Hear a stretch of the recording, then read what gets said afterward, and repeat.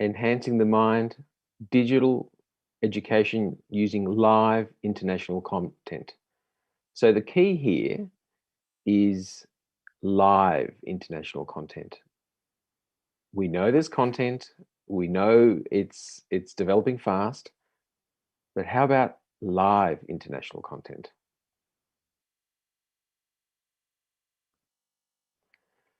Connectivity is our reality. It has been through globalization. Through the pandemic, it has become at a new level, at a level even I did not foresee prior to the pandemic.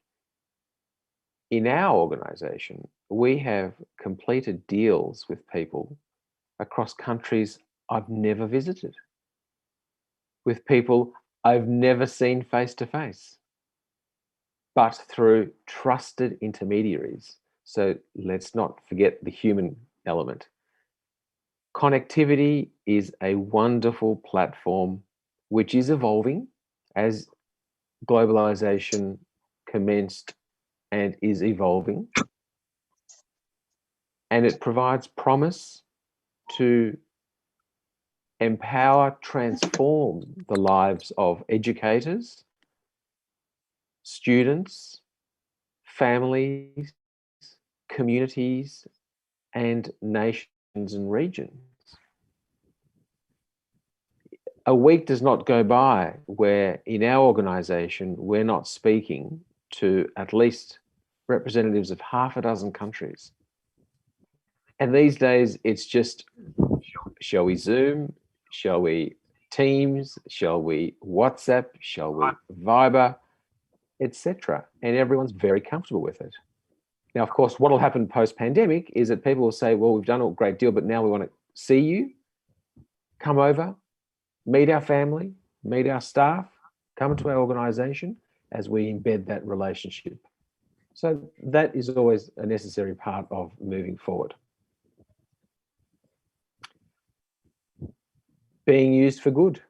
We see here an image where during the pandemic, leaders from the United Nations were connecting through these platforms in order to solve dire problems in different parts of the world. We are now used to it, and dare I say, we are working harder than we were beforehand using these platforms, as now in our organization, it's not a problem to say, let's have a Zoom call on the weekend. Let's have a catch up. Let's discuss a few issues whilst our kids might be playing sport with their school. So the benefit of this transforming environment is up to us, but it is being used daily.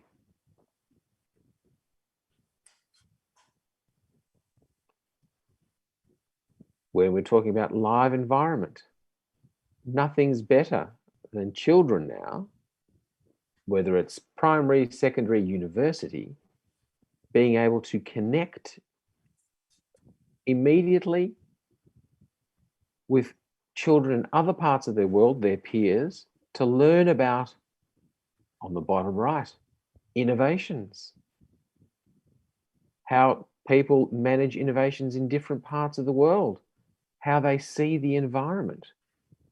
The image on the center bottom is how kids see their environment and what they can do to improve it. We also want to learn about some interesting cultures where they look very different to us, but they have a wonderful heritage. Having dial-up during class with this live environment makes the world of difference. The kids will think it's just normal, but for us and our grandparents and great-parents, they would have thought, you've got to be kidding. For example, let's just say there's a class on the environment. Why not connect with kids from the Amazon and just let them chat for 5 minutes? Show us around. What does your school look like? How do you manage the environment? Is there a lot of trees that are being chopped down? On the bottom left on this image, we see kids saying, right, that's it. We're going to get into planting trees. whether it's ferns or whatever it is. And guess what? They're wearing masks, as are we. So there's a commonality as well. And beneath the masks, you can almost see the kids smiling because they're sharing the international platform of caring for the environment. That's a lot more powerful than back in my days when all you had was a book and you'd look at the environment and there'd be 4 or 5 pictures, a lot of text, and that was it. Now you can live it. And I think that's really the passion value of where things are moving. The human connection.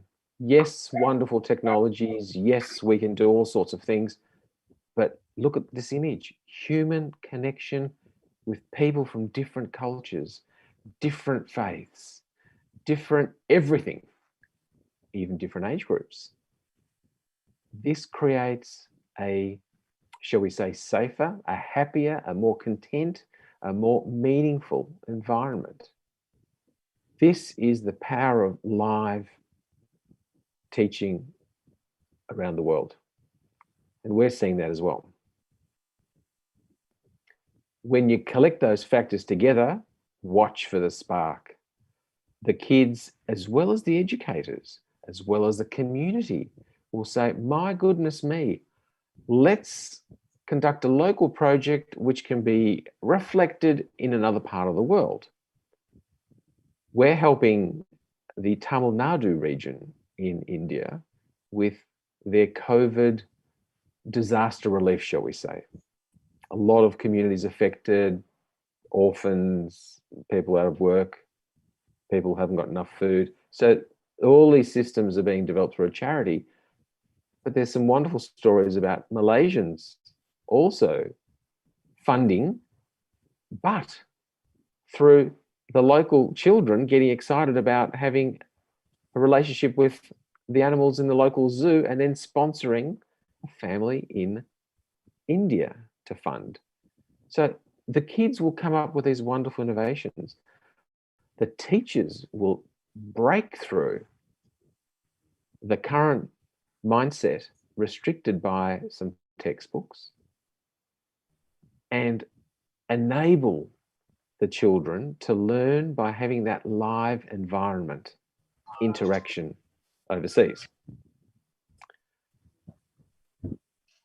Let me give you a quick rundown of what we're doing. So we've got a program called Young Dream Creators, where we take children late primary school, grade 5, grade 6, and also high school, and we sit down with them and we try and identify their passion. What do they like doing?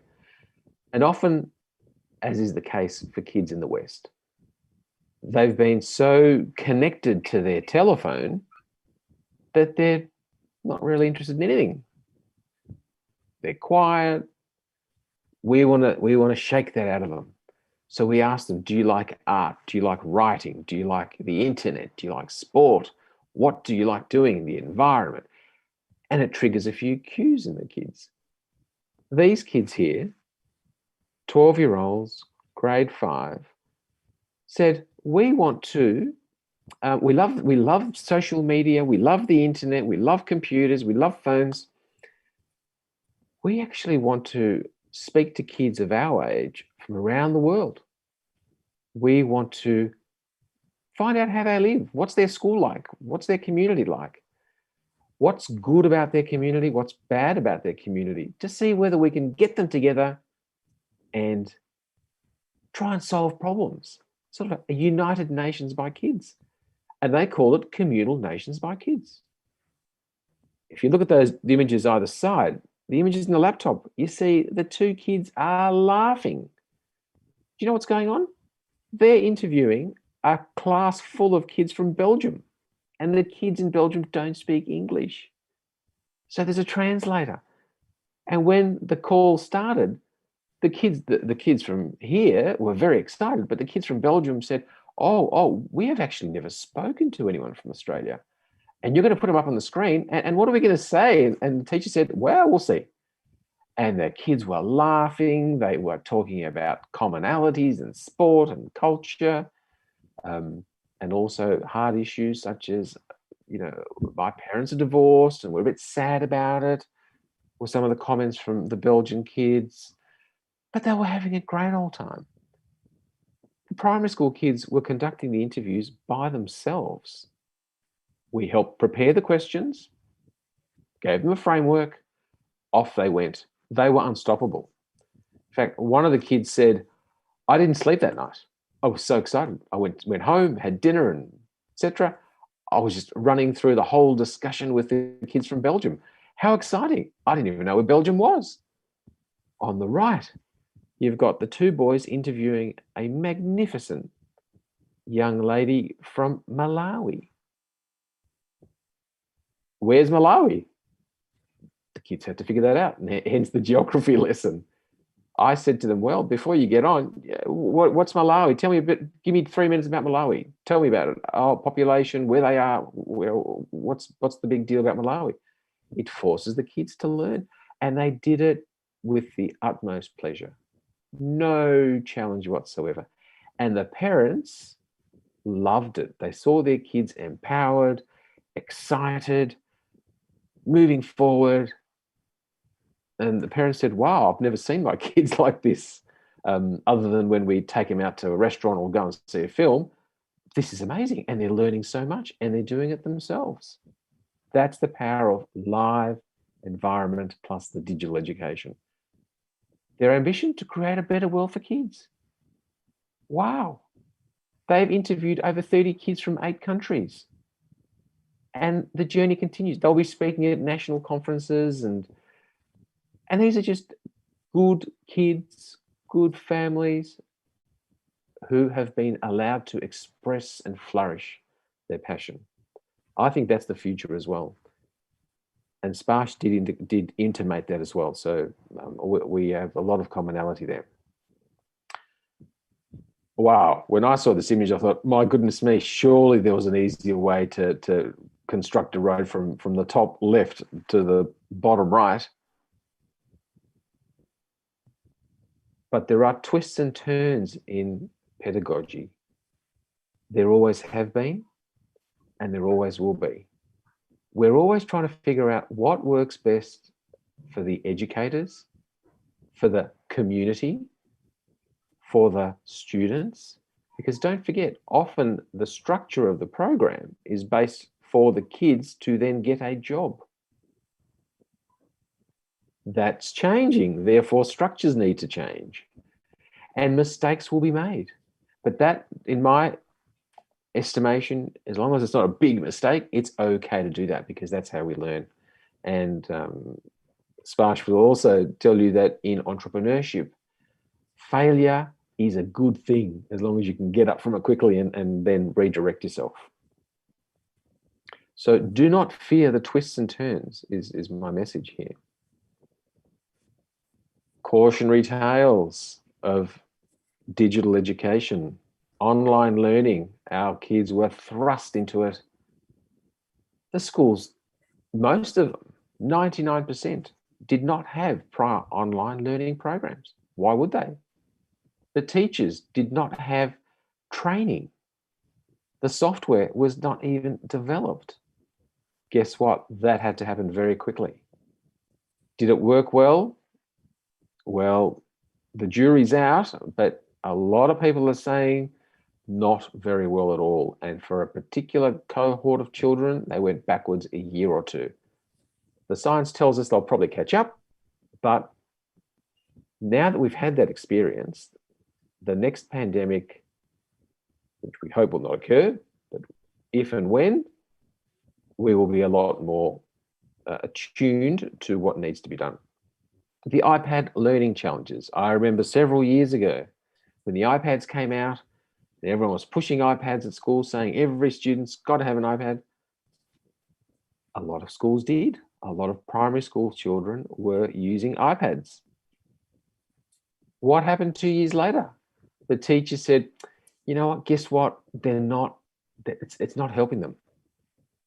We have to have a hybrid model, a bit of iPad, a lot more teaching, maybe 80% teacher, 20% iPad. That percentage is moving as per the twists and turns. on the previous slide, but that is necessary and the way it goes. Increased anxiety and loneliness, a very sad statement. We're seeing a lot of young kids who experience mental challenges. There are schools which have psychologists on staff. Never would I have expected that 10 years ago or when I was a kid. University students, especially in Australia where there are a lot of international students studying, they have troubles integrating into the community. They have troubles with the language. And it's not their fault, it just is. With COVID, they were told there is no face-to-face. Everything will be online. And they found that really difficult because they're living in a small apartment. They've got a few friends, limited. They're not connecting with the teachers. They're not visiting the campus. They're not interacting with other students. They're lonely. And that's a real problem. Now, teacher preparation and respect, big issue, because we all often focus on the kids. It's all about the kids. It's all about, but no, the teacher and the ecosystem is, to me, equally important, if not a little bit more important, because if you don't get the environment right, what you put into the cooking pot is not going to work. Community and cultural endorsement. We've seen, particularly in the West, a lot of polarized views as to how education should be taught. When should children learn a little bit about independence and thinking and moral values? When at home, it's a different position, or particular faiths have particular positions as well. And now with social media, where children of faith are exposed to a community which has a different value system online, there is a major clash. Access to the technology, well, let's not forget about that. Even in the Philippines, I've heard stories that there were many areas, due to lack of internet connectivity, that just did not have access to online teaching. And that is the reality that we should strive to fix. Impact on family, that's hence where that picture is on the top right. I say it all the time. Not in our household, that's not allowed, but attending restaurants, this is the norm. Dad's on his phone, mum's on his phone, kids are on iPads or something. They're sitting on the same table. Yet the whole point was to interact socially at an event. Not the case. So this has had significant impact on family. The online element as well has had an impact on family, because often it's the mum who has to look after the kids during the online training. And the mum says, well, hang on, I'm trying to look after a child in grade 1, grade 2, and the ones in high school, well, they're doing nothing because they've got no discipline, and I can't manage them. And so poor parents. Health impact, physical and mental, absolutely. Whatever we do, it has to be virtue driven. Like anything, if you get the infrastructure right, what you put in can be managed. So we're always asking the question, is it the right thing? The live environment has benefits. Let's make sure we don't detract from the virtues that we want to impart. The potential is unlimited. With internet connectivity, with internationalization, most programs can have interactions with meaningful teaching elements from across the world. So the future awaits us, and here's a wonderful image at Cambridge University, where although you see a lot of old buildings, their science departments are the cutting edge of the world. So the future awaits us. Why not have a live teaching session where you have someone from Cambridge talking about the future of something or other for 5 or 10 minutes? That is possible. So with that, I seek to inspire you for a wonderful couple of days with your transformative meeting. And thank you. It's been an absolute pleasure for me to express my thoughts to everyone here. Thank you. Dr. Chris, you stay for a while because we'll be asking some questions.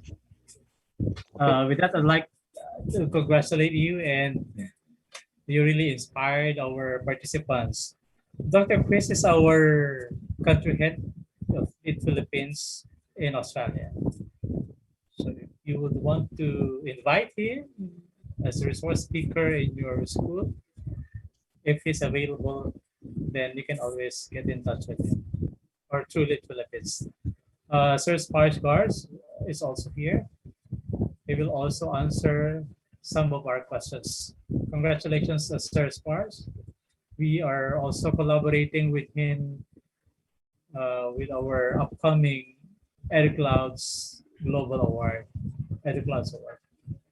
Okay, so can we now ask the audience to please maybe give some comments or some ask questions to our resource speakers, or keynote speakers?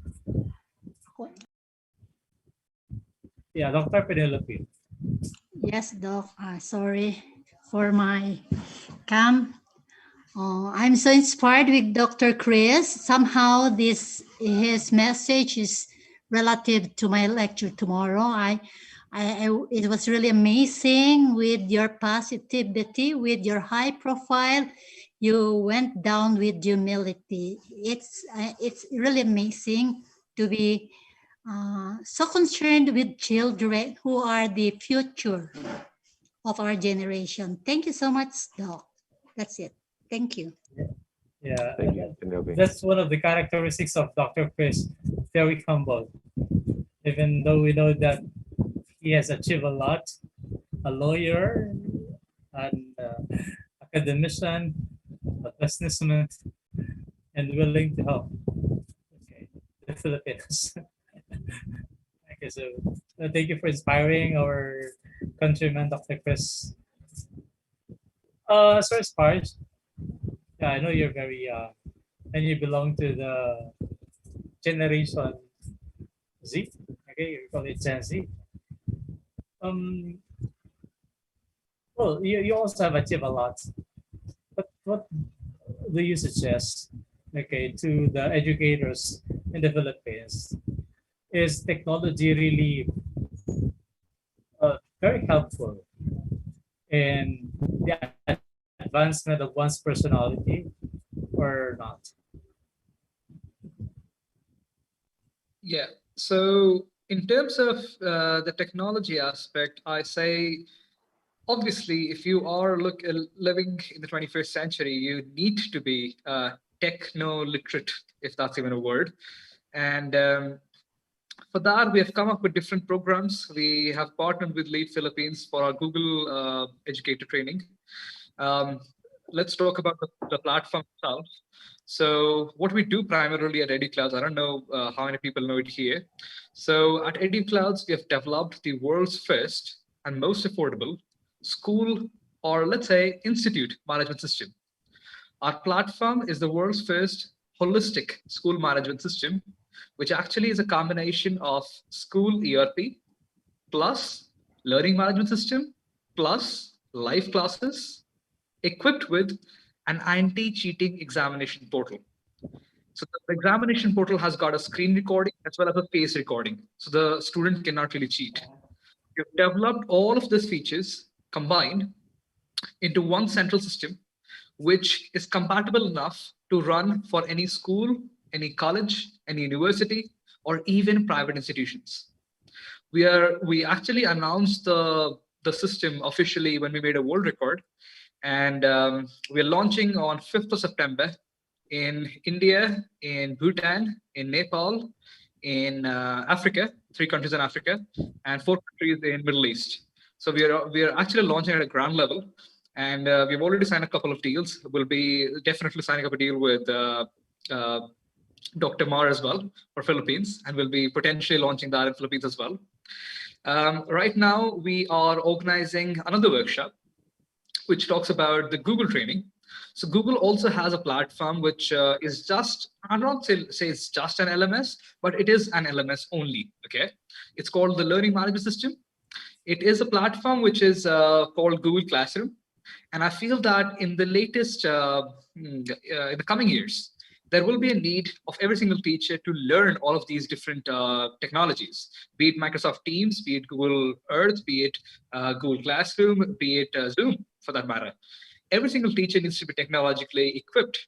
And for that, I feel that our course, which is for Google Certified Educator Training, which we launched in collaboration with Lead Philippines, it's starting on 24th, I think, sir. When's the course starting? 27. 27th. All right. So the batch is starting on the 27th. We have got lots and lots of registrations already. We'll be closing soon, and we look forward to have you all there. And we make sure that we are all together learning and growing as techno-literate educators. Yeah. I would comment on the word techno-literate because we belong to the generation wherein we have difficulties on the technology. Yeah, But we're exactly. I trying to totally learn. relate. Even with my parents, I We're trying to relate learn. that. So yeah. Yeah. And you mentioned that what we are learning now may be obsolete a few years.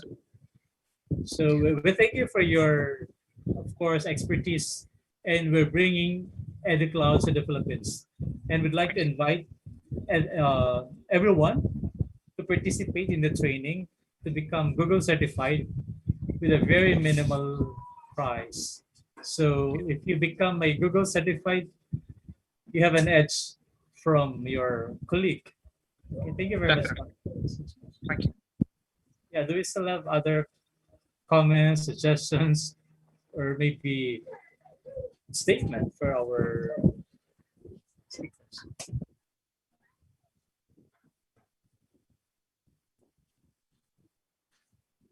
Shall we now award the certificate of recognition to Dr. Chris Renatali?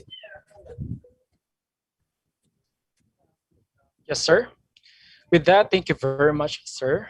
We now virtually confer the certificate of recognition to Dr. Chris Sotiropoulos for serving as the guest speaker in the International Lecture Marathon in Transformative Education and Demonstration Teaching Festival with the theme Exploring Best Practices in the Arena of Digital Education, organized by Lead Philippines and UPOSA Incorporated, held on June 18 to 20, 2021.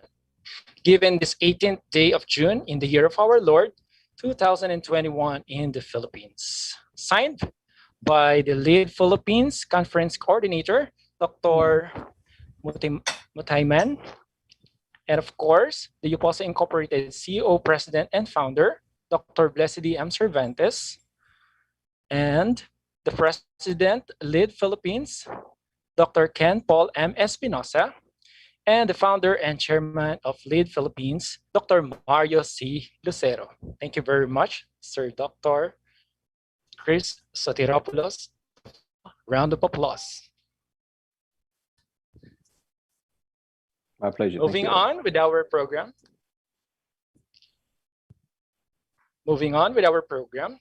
Let us now proceed to the presentation of mechanics for speakership, demo teaching, and selection for best speaker, lecturer, and teaching demonstration. Let us have on screen the Lead Philippines Chairman, Founder, once again, Dr. Mario C. Lucero. Okay, thank you very much again, Dr. Chris and the Spars Guards. I'd like to present to you the mechanics of our 3-day International Lecture Marathon in Transformative Education and Demonstration Teaching Festival. For our mechanics, in the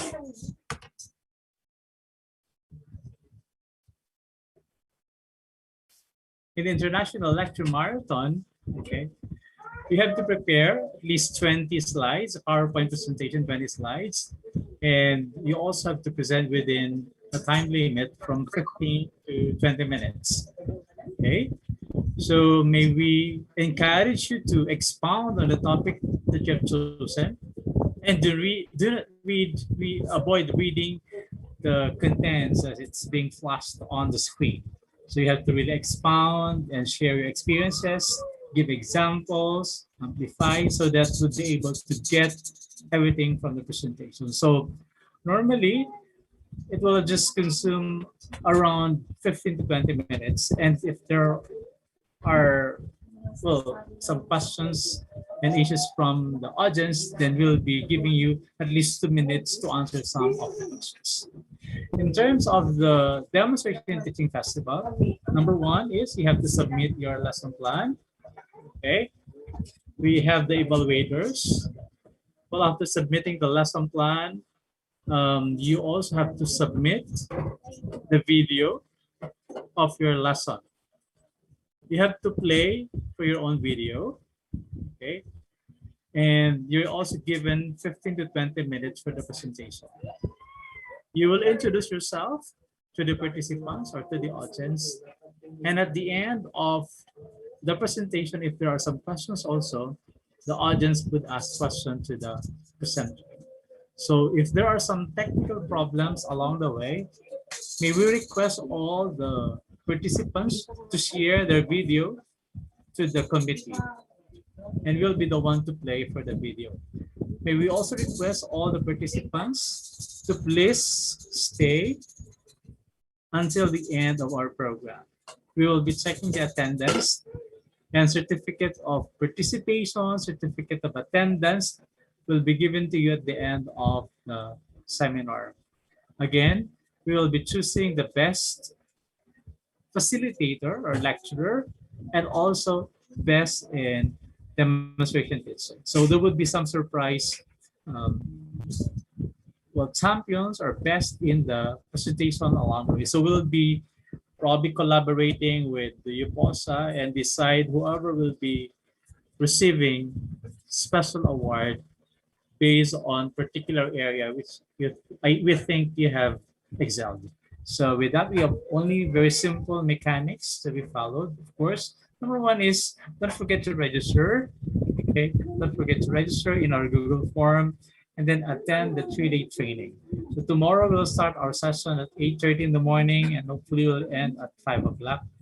And on Sunday, we'll start at 8 o'clock and we'll be able to finish at lunchtime, because we'll also give opportunity for fathers to celebrate the, of course, global celebration of Father's Day on Sunday. So I'd like to greet in advance all fathers. Happy Father's Day to each and every one.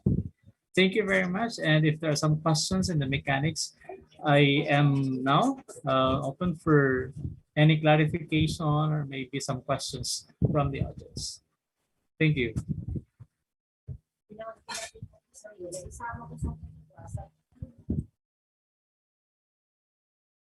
Natalie. All right, everyone, feel free to ask questions if you have so that it will be clarified now. Or just type in our comment section so that we can read it later. All right, thank you very much, Dr. Mario C. Lucero, for that clear-cut discussion of the presentation of mechanics for speakership, demo teaching, and selection for best speaker, lecturer, and teaching demonstration. And now, for other concerns and announcement, may I call in Dr. Blessedy M. Cervantes, our UPOSA Incorporated CEO, President, and Founder.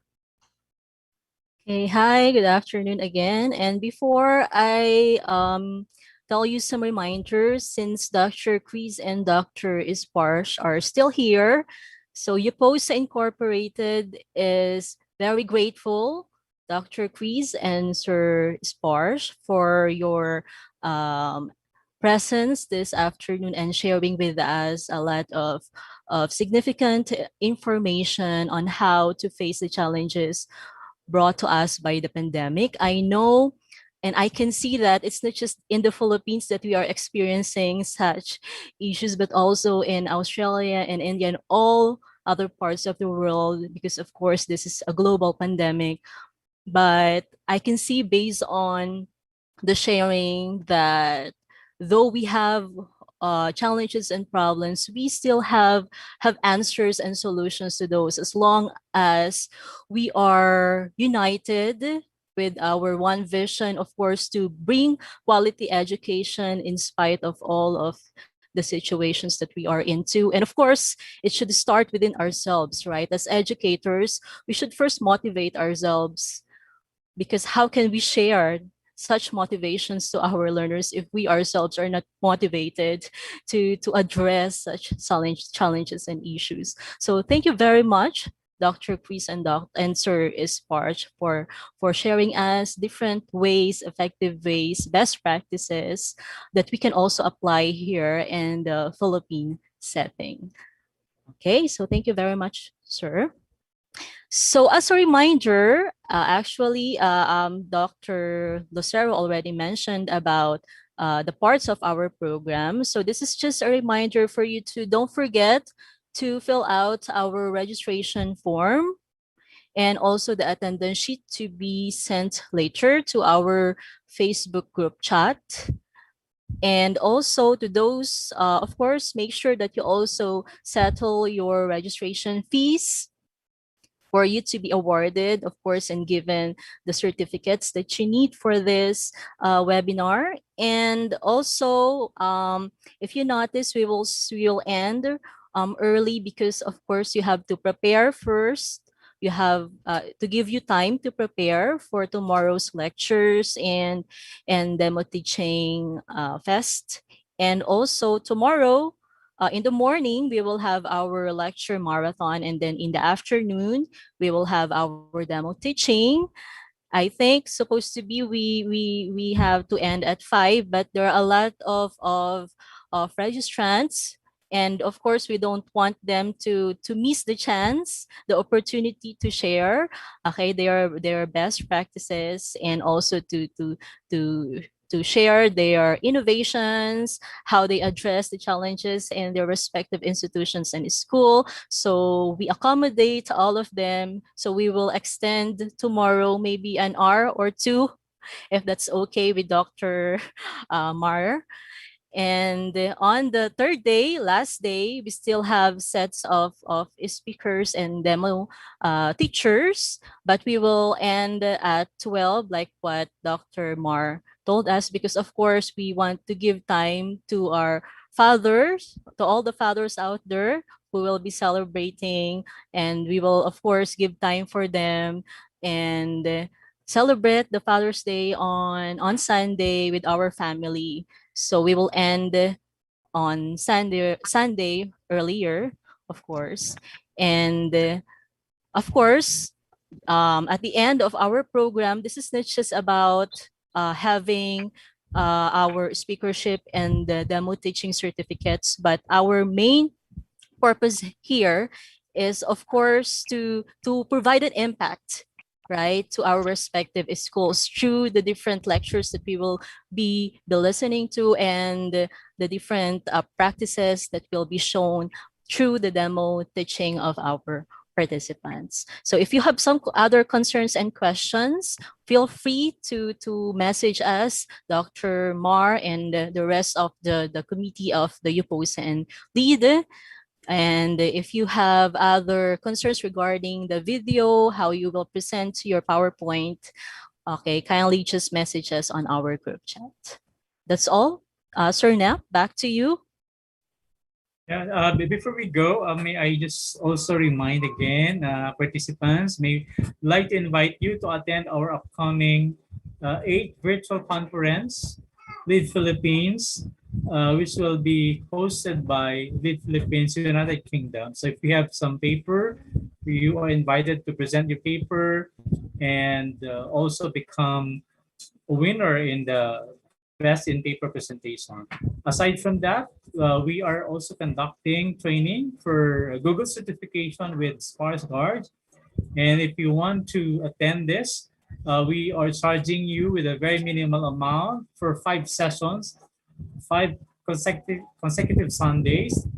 And at the end of the session, there will be examination for certification. So you can take it many times, okay? And then probably if you can get it and pass it, then you will be certified by Google. So there are a lot of activities in store in our organization, also with UPOSA, and this is just the beginning of a new collaboration. So again, thank you, Dr. Chris and Spars March. Thank you very much. Thank you very much, Dr. Mar and Dr. Bless. Now, for our parting message, we teachers are said to be the catalyst for change. We are individuals equipped with competencies, skills, and discipline. The learners, the children, who are the ones next in our line, are our responsibility. We are obliged to provide them with the best of education. The teacher standards guide us to be what we have to be, not just to teach, but apparently to educate. As model teachers, we should engage ourselves in trainings and seminars to equip us more with the causes and issues regarding education. We should have the desire to seek for professional growth and development. It has to be, it should be, it must be.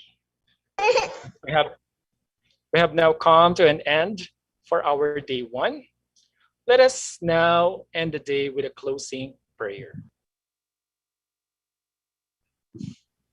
Sir Neb, before our closing prayer, maybe let us first have a photo opportunity to all our participants with our guest speakers. So may I request everyone to turn on your camera for a picture taking.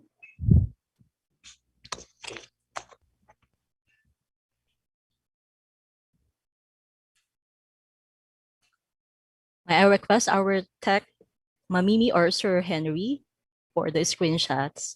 All right, so just smile. Smile.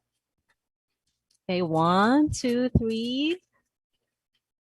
Smile. All right, next group.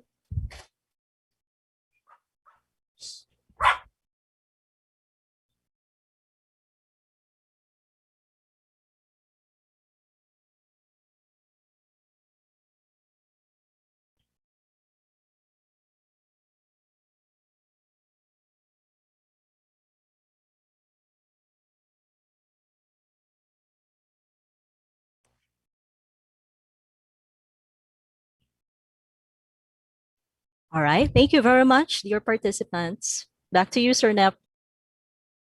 Thank you, ma'am. Let us now proceed to the closing prayer.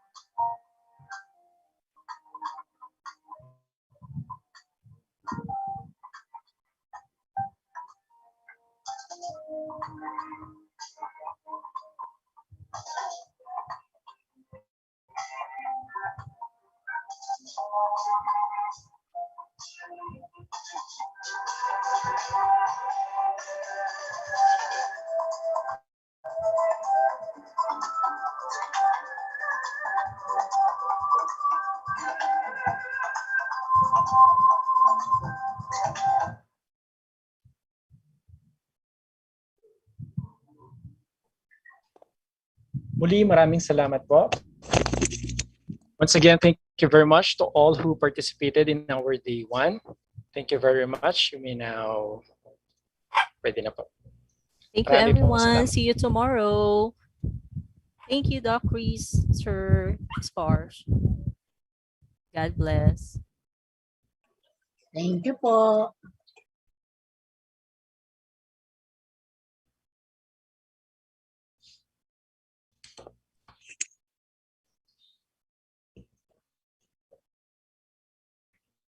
Recording stopped.